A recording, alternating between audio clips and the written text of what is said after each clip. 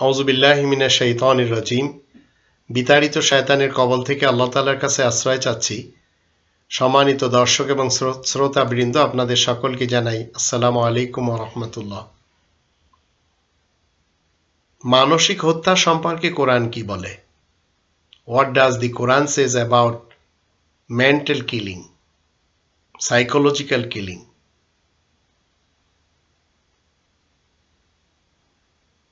কোরআন একটি বিশেষ শব্দ ব্যক্তিত্বের জন্য ব্যবহার করে, সেটিকে আমরা বাংলা ভাষায় রূহ বলি। মূলত সেটিকে রূহ বলে না, সেটিকে ব্যক্তিত্ব বলে। এই ব্যক্তিত্বের সাথে মেন্টাল বলেন, মানসিক বলেন, সাইকোলজিক্যাল ডিপার্টস বলেন, এগুলি সব ব্যক্তিত্বের সাথে সম্পর্ক রাখে।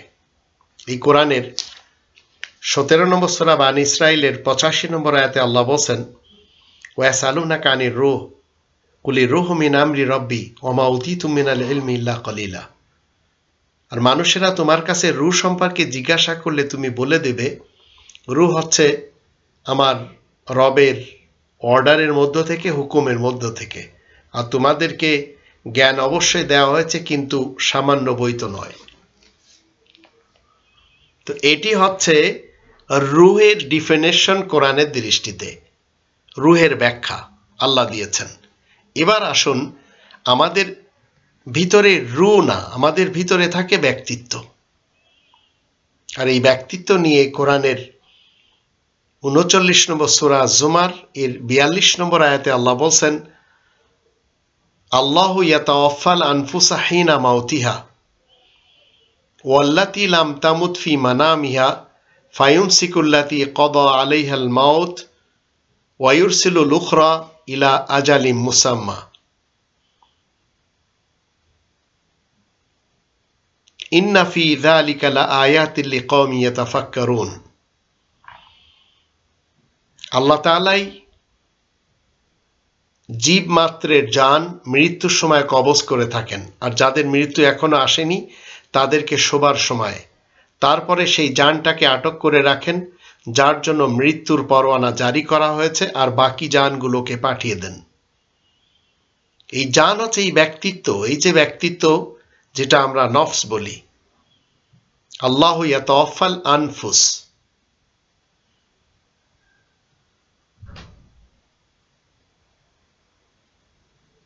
তো এটি আমাদেরকে জানতে হবে।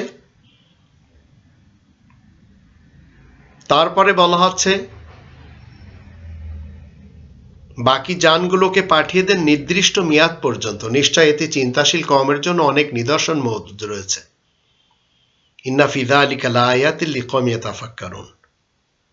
এখন এই ব্যক্তিত্ব যখন আমার ভিতরে রয়েছে, আমার একটি বডি আর একটি ব্যক্তিত্ব, এই ব্যক্তিত্ব যখন বডি থেকে চলে যাবে তখন বডি এটি হয়ে যাবে ডেড, মৃত্যু। তাই 3 নম্বর সূরা আলে ইমরানের 185 আয়াতে আল্লাহ বলেন, কুল্লু নাফসিন যায়িকাতুল মাউত। প্রত্যেকটি ব্যক্তিত্বের মৃত্যুর স্বাদ চাখতে হবে, প্রত্যেকটি নফসের মৃত্যুর স্বাদ চাখতে হবে। তো যতদিন এই ব্যক্তিত্ব আমার বডির সাথে রয়েছে, আমার নফস আমার ভিতরে রয়েছে, বডির ভিতরে, ততদিন আমার এবং আপনার কিছু করণীয় কাজ রয়েছে। যেমন ধরুন 17 নম্বর সূরা বানী ইসরাঈলের 78 নম্বর আয়াত মতে সালাত কায়েম করতে হবে 5 ওয়াক্ত। 2 নম্বর সূরা আল বাকারার 185 নম্বর আয়াত মতে রোজা রাখতে হবে 1 মাস। 2 নম্বর সূরা আল বাকারার 196 নম্বর আয়াত মতে মসজিদুল হারামের হজ করতে হবে এবং নারী পুরুষ সবাই নেড়ে হতে হবে। 58 নম্বর সূরা আল মুজাদালার 12 নম্বর আয়াতের দৃষ্টিতে খয়রাত দিতে হবে, সদকা করতে হবে। 22 নম্বর সূরা আল হজের 78 নম্বর আয়াতের দৃষ্টিতে আল্লাহ তাআলার জন্য সংগ্রাম করতে হবে, আল্লাহ তাআলার আদেশ নিষেধ জানার এবং মানার জন্য, এবং নিজেদেরকে মুসলিম নামে পরিচয় দিতে হবে। 4 নম্বর সূরা নিসার 3 নম্বর আয়াত মতে বিবাহ করতে হবে, দরকার পড়লে একাধিক।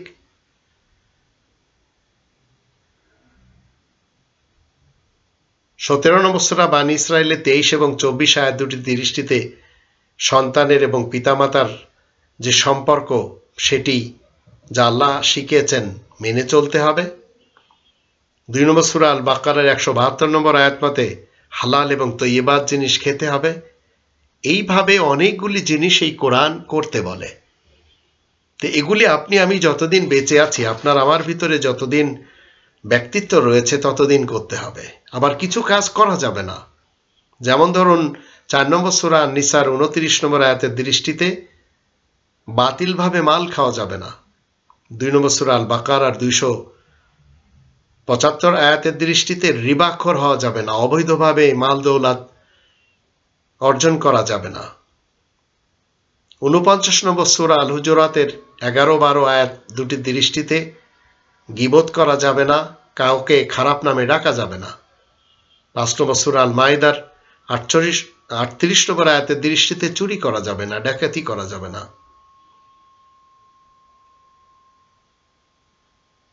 17 নম্বর সূরা বানী ইসরাইলের 33 নম্বর আয়াতের দৃষ্টিতে সুসাইড করা যাবে না। 2 নম্বর সূরা আল বাকারার 195 আয়াতের দৃষ্টিতেও। 5 নম্বর সূরা আল মাইদার 90 নম্বর আয়াতের দৃষ্টিতে নেশা জাতীয় দ্রব্য ব্যবহার করা যাবে না, জুয়া খেলা যাবে না। 5 নম্বর সূরা আল মাইদা 3 নম্বর আয়াতের দৃষ্টিতে শূকরের মাংস খাওয়া যাবে না।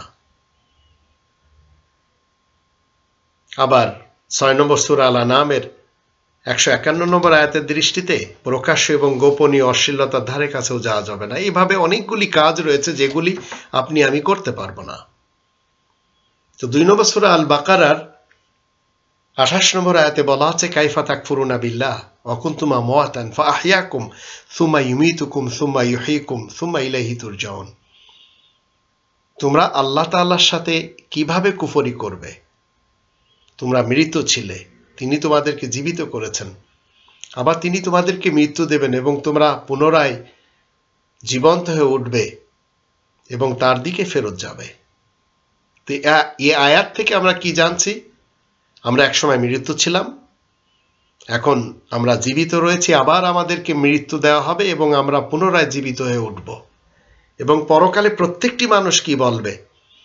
40 নম্বর সূরা গাফির এর 11 নম্বর আয়াতের দৃষ্টিতে ক্বালু রব্বানা আমাতানা সনাতাইন ওয়া আহইয়াইতানা সনাতাইন ফাতারাফনা বিযুনুবিনা ফাহাল ইলা খুরুজিম মিন সাবিল।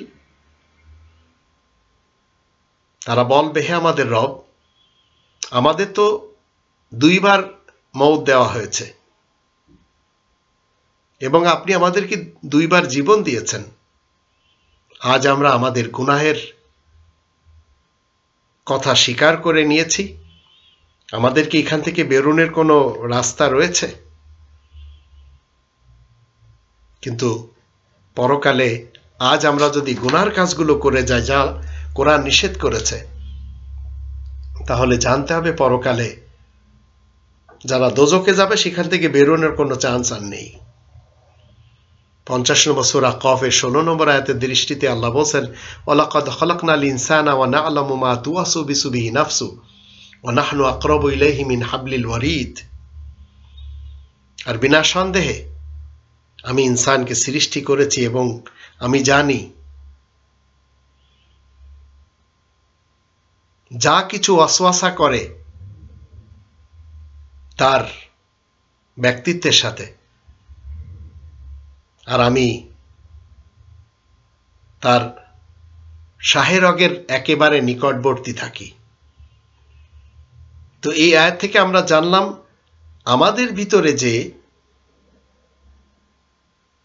ব্যক্তিত্ব রয়েছে সেই ব্যক্তিত্ব আমাদেরকে ওয়াসওয়াসা দেয়, কুকর্মের জন্য উস্কানি দেয়। এই ব্যক্তিত্ব 3 প্রকারের। এক প্রকারের ব্যক্তিত্ব সবসময় খারাপ কাজের দিকে নিয়ে যায়, আর একটি ভালোর দিকে, আর একটি যেদিকে বাড়তি সেদিকে সে চলে। আর সেই ব্যক্তিত্বকে বলা হচ্ছে নফসে আম্মারা, আর একটি হচ্ছে নফসে লাওয়ামা, আর একটি হচ্ছে নফসে মুতমাইন্না। তো 12 নম্বর সূরা ইউসুফের 53 নম্বর আয়াতে বলা হচ্ছে ওমা উবারিউ নাফসি ইন্নান নাফসা লাআম্মারাতুম বিসসু ইল্লা মা রাহিমা রাব্বি ইন্না রাব্বি গফুরুর রহিম।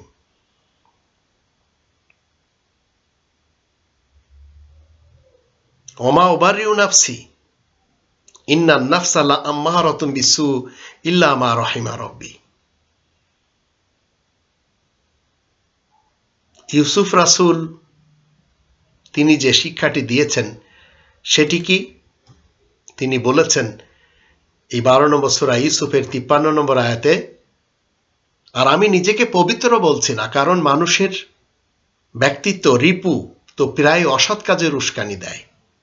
এই রিপুটি আম্মারাতুন, ইন্নান নাফসা লাআম্মারাতুন, নাফসে আম্মারা।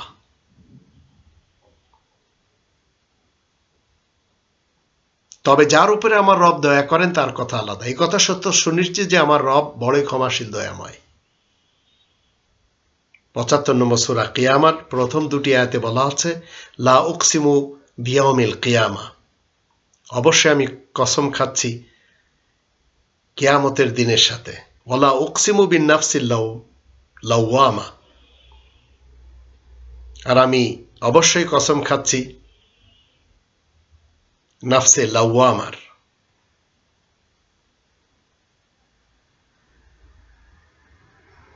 তারপরে আবার যদি আমরা দেখি 89 নম্বর সূরা আল ফাজর এর 27 নম্বর আয়াতে বলা আছে ইয়া আইয়াতুহান নাফসুল মুতমাইন্না, হে প্রশান্ত আত্মা, হে প্রশান্ত নাফসিয়াত, হে প্রশান্ত ব্যক্তিত্ব। তো আপনার আমার চেষ্টা সাধনা সবসময় থাকবে নফসে আম্মারার সাথে কি করতে হবে? ফাইট করতে হবে। ফাইট করে নফসে মুতমাইন্না বানাতে হবে। আর নফসে মুতমাইন্না যখন আপনি বানাতে পারবেন, নফসে লাওয়ামা সেই দিকে থাকবে। কিন্তু নফসে আম্মারা সবসময় উস্কানি দেয়, সবসময় নফসে আম্মারা আপনাকে আমাকে শয়তান এবং ইবলিস মানুষে রূপান্তরিত করতে চায়।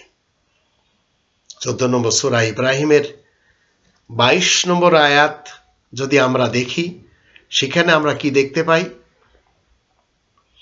ওয়াকালা শাইতানু লাম্মা কুদিয়াল আমর ইন্নাল্লাহা ওয়াদাকুম ওয়াদাল হাক্কি ওয়া ওয়া'আদতুকুম ফাআখলাফতুকুম ওয়া মা কানা লি আলাইকুম মিন সুলতানিন ইল্লা আন দাআউতুকুম ফাস্তাজাবতুম লি ফালা তালুমুনি ওয়ালুমু আনফুসাকুম মা আনা বিমুসরিখিকুম ওয়া মা আনতুম বিমুসরিখি ইন্নী কাফারতু বিমা আশরাকতুমুনি মিন ক্বাবলু ইন্নায যালিমিনা লাহুম আযাবুন আলীম।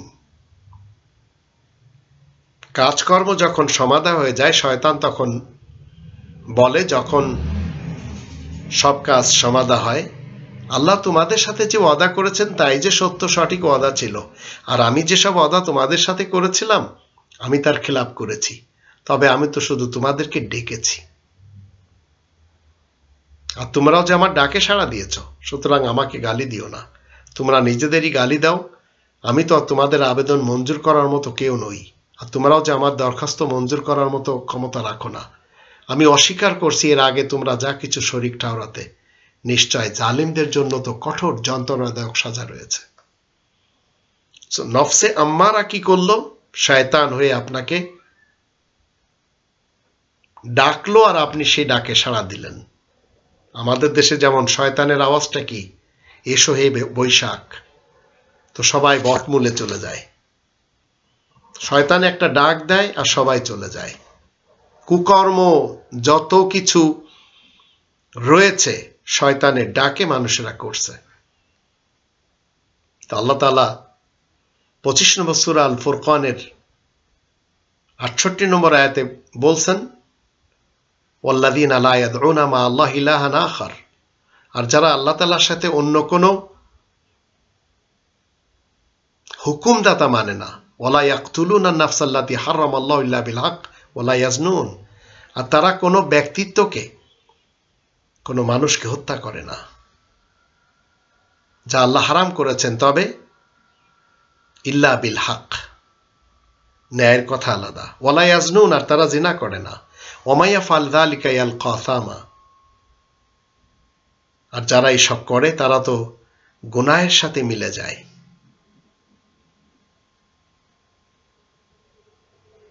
তো আপনাকে আমাকে মহাসত্য আঁকড়ে ধরতে হবে। আর মহাসত্যের ব্যাপারে 2 নম্বর সূরা আল বাকারার 147 আয়াতে বলা আছে আল হাক্কু মির রাব্বিকা ফালা তাকুনান্না মিনাল মুমতারিন, মহাসত্য তোমার রবের পক্ষ থেকে এসেছে, তাই সন্দেহ পোষণকারীদের দলে শামিল হবে না। এখন যারা সন্দেহ করে যাচ্ছে এই আয়াতের সাথে, এই আল হকের সাথে, সে যত বড় নেতা নেত্রী এবং কর্মী হোক না কেন, তারা কি কাজগুলি করে? আসুন আমরা 17 নম্বর সূরা বানী ইসরাইলের 32 এবং 33 আয়াত দুটি থেকে জেনে নিয়ে আল্লাহ রাব্বুল আলামিন কি বলছেন। ওয়ালা তাকরাবু জিনা ইন্নাহু কানা ফাহিশা ওয়া সাআ সাবিলা। তোমরা জেনা ব্যভিচারের কাছেও যাবে না, কারণ সেটা বড়ই অশ্লীল এবং খারাপ পথ। ওয়ালা তাকতুলুন নাফসাল্লাতী হারামাল্লাহু ইল্লা বিল হক ওয়া মান কুতিলা মাজলুমান ফাকাদ জাআলনা লিওয়ালিহি সুলতানান ফালা ইসরিফ ফিল কতল ইন্নাহু কানা মানসুরা। কোনো মানুষকে তোমরা হত্যা করো না, তবে শরীয়ত সম্মত ব্যবস্থার কথা আলাদা। যে ব্যক্তি নির্যাতিত অবস্থায় নিহত হবে, আমি তার উত্তরাধিকারীকে প্রতিকারের অধিকার দান করেছি। সুতরাং তাদের উচিত হত্যার ব্যাপারটি নিয়ে যেন বাড়াবাড়ি করা না হয়, কারণ সেই তো সাহায্যপ্রাপ্ত হয়েছে। তো আল হককে যারা মেনে চলছে না, তাদের ব্যক্তিত্বকে নফসে আম্মারা কি করছে? কবজা করে নিয়ে ওয়াসওয়াসা দিয়ে নিয়ে যাচ্ছে মানুষ হত্যার দিকে, গুম খুন হত্যার রাজনীতির দিকে এবং জিনা ব্যভিচারের দিকে। অথচ আল্লাহ রাব্বুল আলামিন কিসাসের ব্যবস্থাতে কি রেখেছেন? হায়াত রেখেছেন, জীবন রেখেছেন। এই জন্য আমরা 2 নম্বর সূরা আল বাকারার 187, 188 আয়াত দুটিতে যদি দেখি, তাহলে কি দেখতে পাই? আল্লাহ বলছেন, ইয়া আইয়ুহাল্লাযীনা আমানু কুতিবা আলাইকুমুল কিসাসু ফিল কতলা আল হুররু বিল হুররি ওয়াল আবদু বিল আবদি ওয়াল উনসা বিল উনসা ফামান উফিয়া লাহু মিন আখি শাইউন ফাত্তিবাউন বিল মারুফ ওয়া আদাউন ইলাইহি বিইহসান যালিকা তাখফীফুম মির রাব্বিকুম ওয়া রাহমা ফামান ইতাদা বা'দা যালিকা ফালাহু আযাবুন আলীম ওয়া লাকুম ফিল কিসাসি হায়াতুন ইয়া উলিল আলবাবি লাআল্লাকুম তাত্তাকুন। তোমরা যারা ঈমান এনেছো, শোনো, কিসাস তথা হত্যার ব্যাপারে ন্যায় বিচারের ব্যবস্থা তোমাদের জন্য লিখে দেওয়া হয়েছে। স্বাধীন নাগরিকদের বদলে স্বাধীন নাগরিক, চাকরদের বদলে চাকর, নারীদের বদলে নারী। তবে তার ভাইয়ের তরফ থেকে যদি কিছু মাফ করা হয়, তাহলে নিয়ম অনুসারে দাবি পূরণ করা উচিত, আর তা যথারীতি আদায় করা দরকার। এ হচ্ছে তোমাদের রবের পক্ষ থেকে হালকা ব্যবস্থা এবং মেহেরবানি। এরপরেও যে ব্যক্তি বাড়াবাড়ি করবে, তার জন্য যন্ত্রণাদায়ক শাস্তি রয়েছে। হে জ্ঞানীগণ, কিসাস ব্যবস্থার মধ্যেই তোমাদের জন্য জীবন নিহিত রয়েছে, যেন তোমরা মুত্তাকিন হতে পারো। একটু 5 দশকের বাংলাদেশকে দেখুন।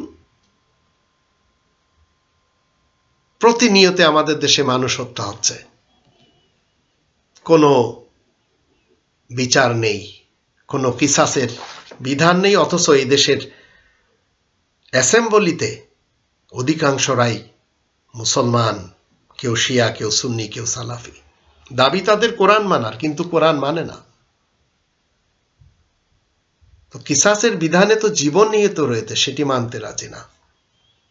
আবার 6 নম্বর সূরা আল আনআমের 151 নম্বর আয়াতে আল্লাহ রাব্বুল আলামিন কিছু জিনিসকে হারাম করেছেন।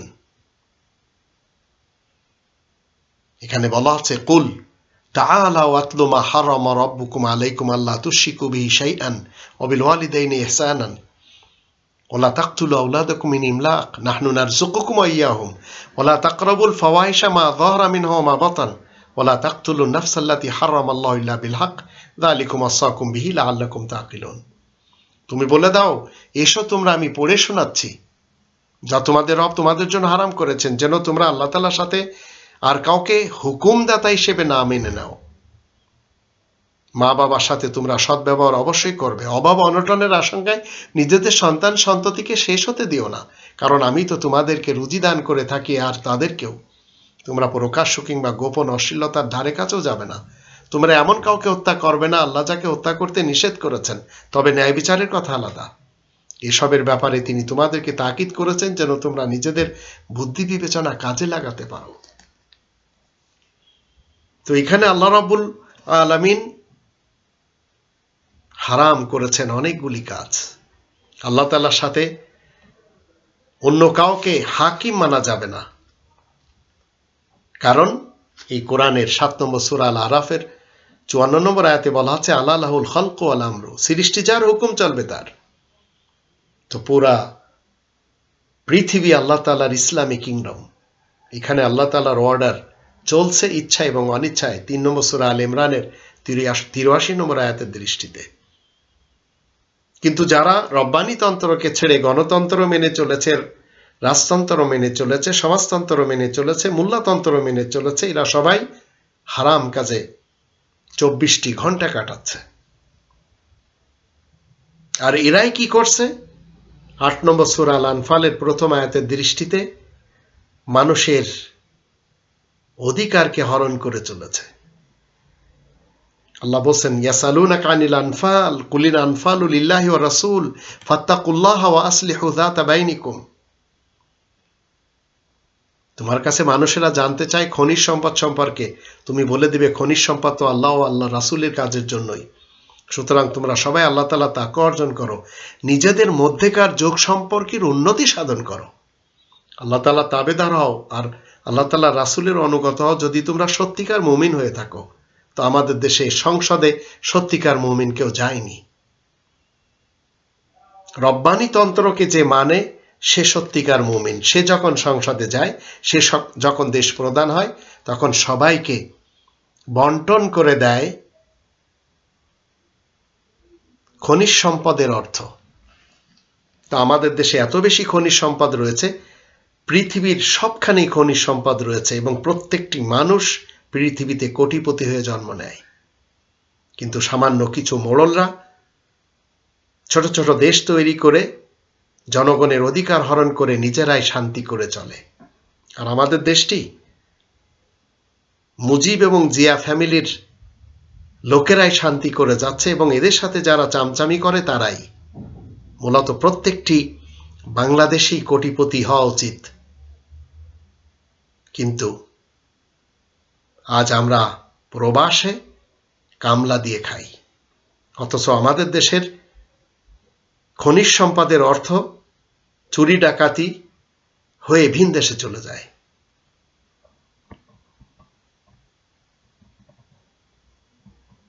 9 নম্বর সূরা আত-তাওবা এর 111 নম্বর আয়াতে আল্লাহ রাব্বুল আলামিন বলছেন ইন্নাল্লাহা আশতারা মিনাল মুমিনিনা আনফুসাহুম ওয়া আমওয়ালাহুম বিআন্না লাহুমুল জান্নাহ ইউকাতিলুনা ফি সাবিলিল্লাহ ফায়াকতুলুনা ওয়া ইউকতালুন ওয়া'দান আলাইহি হাক্কান ফিত তাওরাতি ওয়াল ইনজিলি ওয়াল কুরআন ওয়া মান আওফা বিআহদি মিনাল্লাহ ফাস্তাবশিরু বিবাইইকুমুল্লাযী বায়াতুম বিহি ওয়া যালিকা হুয়াল ফাওজুল আযীম।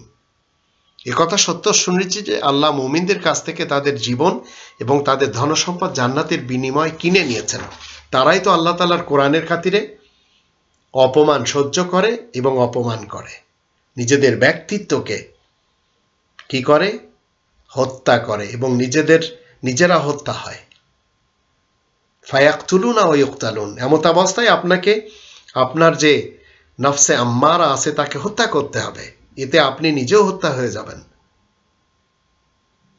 আপনি অপমান হবেন। তো এই ব্যাপারে সত্য সঠিক ওয়াদার কথা বিশেষ আইনে, সুসংবাদে এবং কোরআনে উল্লেখ করা হয়েছে। সুতরাং আল্লাহ তাআলা চাইতে নিজ ওয়াদা পালনে সক্ষম আর কেই বা আছে। অতএব তোমরা নিজেদের এই লেনদেন সম্পর্কে যা তোমরা আল্লাহ তাআলার সাথে স্থির করেছ তাই নিয়ে আনন্দ উৎসব করো, কারণ এই তো হচ্ছে বিরাট সাফল্য। তা আপনি রবের ইসলামী কিংডমে যতদিন জীবিত আছেন, আপনাকে একটি নূর নিয়ে চলতে হবে, একটি আলো নিয়ে চলতে হবে।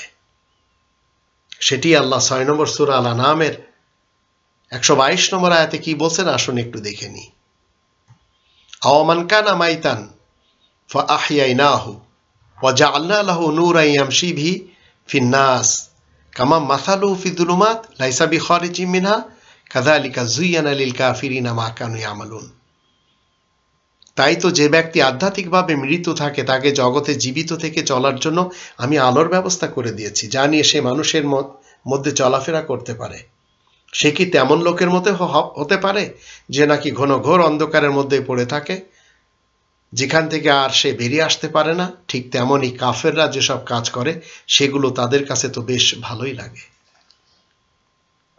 তো আপনাকে আমাকে রবের ইসলামী কিংডমে যতদিন আমাদের ভিতরে ব্যক্তিত্ব রয়েছে, সৌল রয়েছে, ততদিন আপনাকে আমাকে আল্লাহর এই কোরআনের নূর নিয়ে চলতে হবে। 8 নম্বর সূরা আল আনফালের 24 নম্বর আয়াতে আসুন আল্লাহ কি বলছেন একটু দেখে নি। ইয়া আইয়ুহাল্লাযীনা আমানুস্তাজিবু লিল্লাহি ওয়া লির-রাসূল ইযা দাআকুম লিমা ইউহয়িকুম ওয়া আলামু আন্নাল্লাহা ইয়াহুলু বাইনাল মারই ওয়া কলবি ওয়া আন্নাহু ইলাইহি তুহশারুন। তোমরা যারা ঈমান এনেছো শোনো, তোমরা সবাই আল্লাহ এবং আল্লাহর রাসূলের ডাকে সাড়া দিবে। তোমাদেরকে যখন এমন কাজে ডাকা হবে যাতে তোমরা জিন্দেগীর অধিকারী হতে পারবে। তোমরা জেনে রাখো আল্লাহ মানুষ ও তার অন্তরের মধ্যে সর্বদা হুলুল হয়ে থাকেন।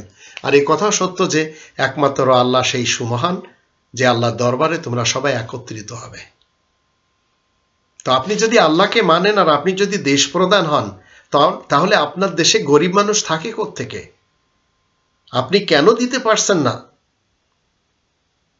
একটি দেশের খনিজ সম্পদের অর্থ প্রত্যেকটি মানুষের মাঝে বন্টন করে দিন, সবাই শান্তিতে বসবাস করবে,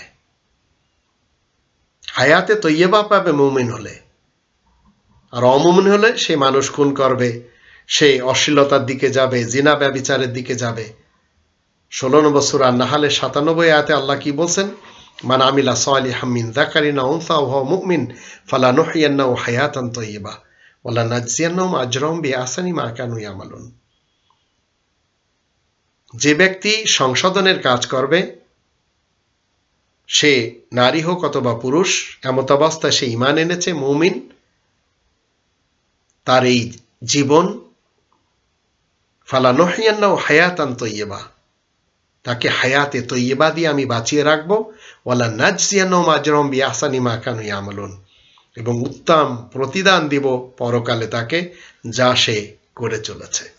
তো আসুন আমরা সবাই এই কোরআনের নিয়ম নীতিতে সংশোধনের কাজগুলি করি, আর আমাদের ব্যক্তিত্বের মধ্যে নফসে আম্মারা যে আমাদেরকে ওয়াসওয়াসা দেয় তাকে হত্যা করি, তাকে কতল করি,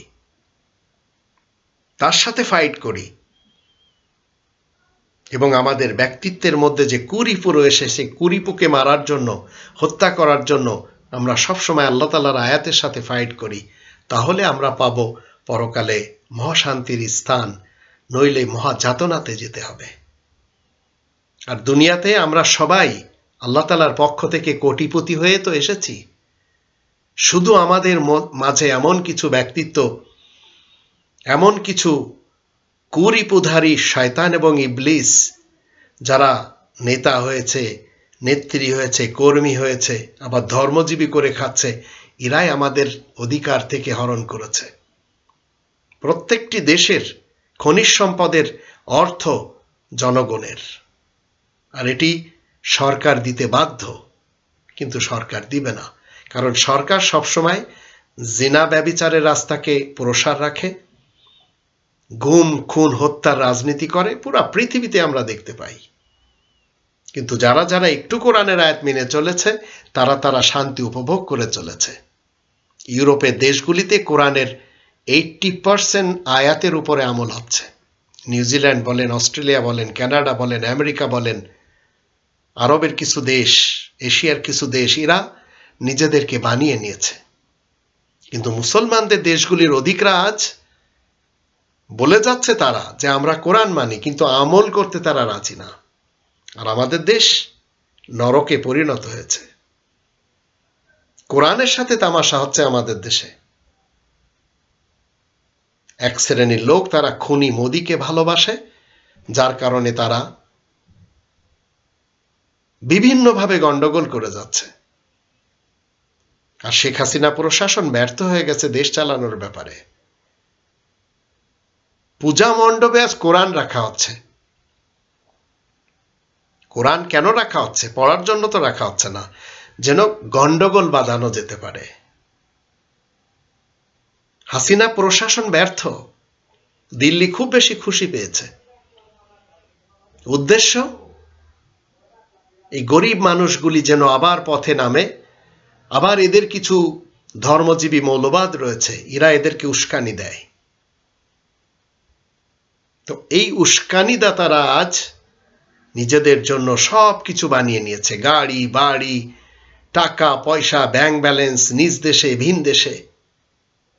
কিন্তু এরা কেউ বলতে রাজি না যে দেশের খনিজ সম্পদের মাধ্যম দিয়ে জনগণকে ওয়া আসলিহু যাতা বাইনিকুম, সবাইকে দাঁড় করাতে হবে। প্রত্যেকেই পাবে, প্রত্যেক মাসে সবাই ভাতা পাবে, সে কাজ করুক অথবা না করুক। যারা করবে তারা তো আলাদা পারিশ্রমিক পাবে। তো কোরআনের বিধিবিধান এই, যতদিন আপনার আমার ব্যক্তিত্ব এই বডির ভিতরে রয়েছে, আসুন আমরা আল্লাহ তাআলার বিধান মেনে চলি।